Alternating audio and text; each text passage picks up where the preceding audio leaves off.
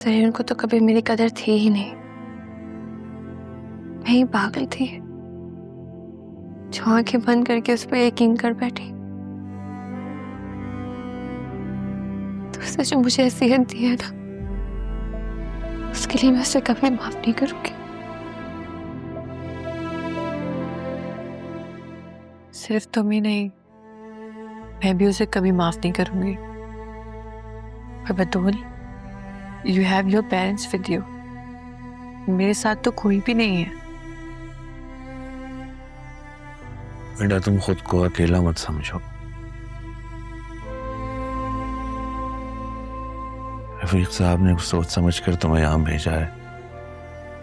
आज से तुम भी हमारी जिम्मेदारी हो, ठीक है? थैंक यू अंकल, आपने मेरे लिए इतना सोचा। पर मैं आपसे एक बात कहना चाहूंगी। आप ज़रून के लिए जो भी फैसला लें, पर प्लीज़ उसे माफ़ मत कीजिएगा। वो शख्स माफ़ी के काबिल नहीं है। वो एक नाकाबिल एतबार शख्स है जो कि सिर्फ अपने लिए जीता है और अपने लिए ही सोचता है। उस पर किसी की मोहब्बत का कोई असर नहीं होता।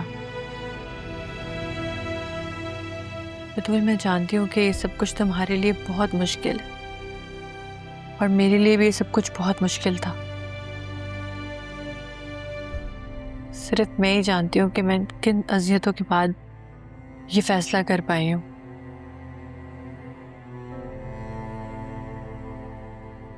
मेरी गाड़ी आ गई है, मुझे चलना होगा। पर बतूल, तुम अपना बहुत ख्याल रखना।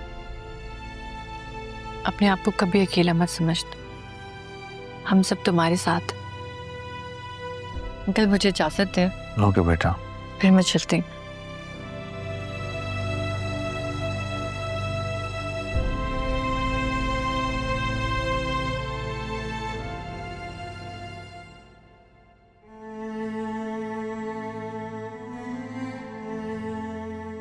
बतूल,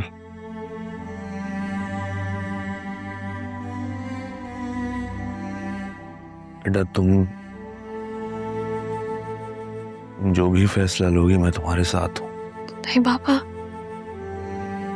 मुझसे नहीं होगा। मैं कोई फैसला नहीं कर पाऊंगी। क्यों? क्यों नहीं कर पाओगे? बिल्कुल कर पाओगे।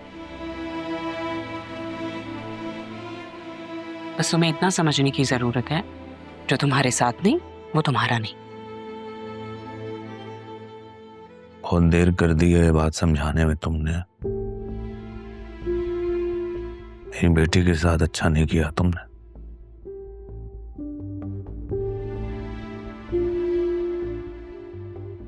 मैं तुमसे और कितनी दफा माफी मांगूं?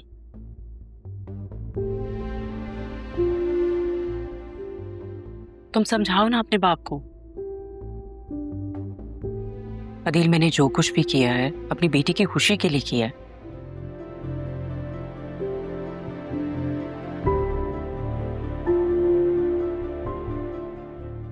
पापा, प्लीज ऐसा मत कर।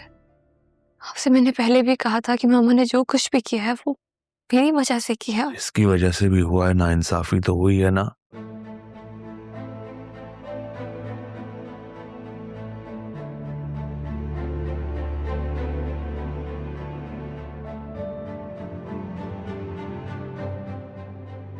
बहुत हो गया है तमाशा।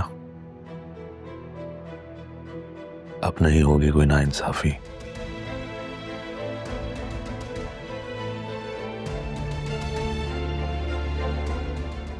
तुम्हें हिम्मत दिखानी होगी बेटा। मैं तुम्हारे साथ हूं।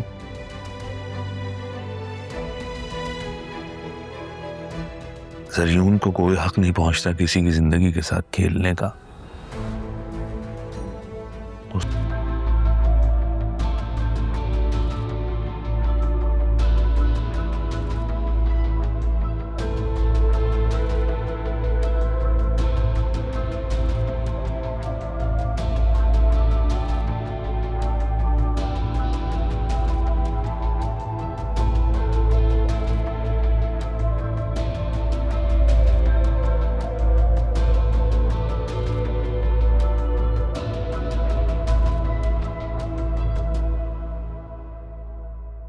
जी डैड।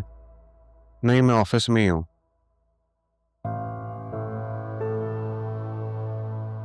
अरे एक सेकंड, मैं आपको कॉल करता हूँ। हाँ, तुम वापस आ गई? कैसे हो जरीन? मैं ठीक हूँ। I am so happy to see you. मेरी बात मान ली तुमने? तुम्हारी वजह से ही आई हूँ। All the credit goes to you. ये तो मुझे प्रोवोक ना करते तो शायद ना आती। तो अच्छा किया मैंने तुम्हें प्रोवोक करके। आई एम सो ग्लैड। इस बिजनेस को जितनी तुम्हारी जरूरत है, तुम्हारा यहाँ होना बहुत जरूरी है। इसलिए तो आ गई।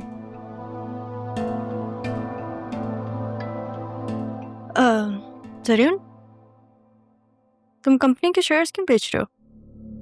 क्योंकि कंपनी लॉसेस में जा रही है। ये जो मेगा प्रोजेक्ट हमने शुरू किया है और इसमें हमने जो फंड्स डाले थे उसे सस्टेन करने के लिए हमारे पास इनफ रिसोर्सेज नहीं है, इसलिए हमें पैसे विड्रॉ करने पड़ रहे हैं। शायद तुम ये भी नहीं जानती होगी कि चाचू के इलाज के भी पैसे नहीं है, तो उनका घर गिरवी रखना पड़ा। क्या? आसिया चाची ने वो घर गिरवी रखा ताकि चाचू का इलाज हो सके। डॉक्टर्स ने भी कोई खास रिस्पांस नहीं दिया है, तो मैं मामू से मिलने जाऊंगी। नहीं, तुम ये गलती बिल्कुल नहीं करोगी। वो लोग बहुत बदतमीजी से पेश आएंगे तुम्हारे साथ अगर उन्होंने देखा तुम्हें तो। रहा उन्होंने तारा आंटी के साथ जो किया, जो मेरे साथ किया,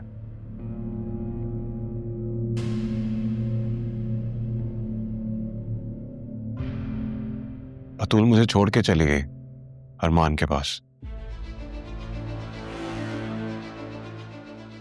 मैं गया उसे वापस लेने के लिए, लेकिन उसे अरमान के अलावा कोई नजर ही नहीं आता। वो तो मैं छोड़ के चली गई।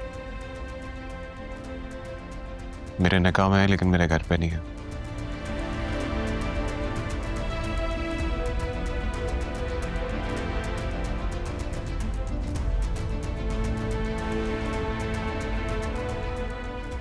चलो अच्छा हुआ कि तुम आ गई। मेरे साथ आके प्लीज एक दफा इन प्रोफाइल्स को लुक आफ्टर कर लो। कम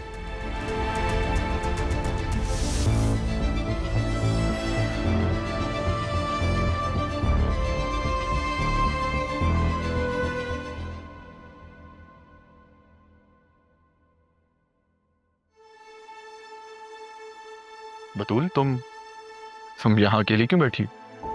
क्यों?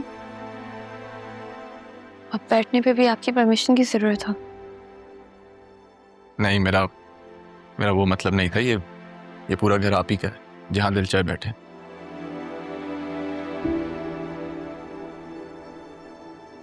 बस यूं आपके चेहरे पे उदासी देख के अच्छा नहीं लग रहा। दिल में गम और आंखों में आंसू ठहरे नहीं जाते। समझ सकता हूं मैं, लेकिन पता है, फरेब तो समझो एक साया है। तुम्हें उसी खुद फरेबी से बाहर आना होगा। जो कुछ भी हमारे साथ हुआ है, क्या हम ये जंग लड़ सकते हैं? इंसान अगर हिम्मत ना हारे ना बतूल, तो वो कुछ भी कर सकता है।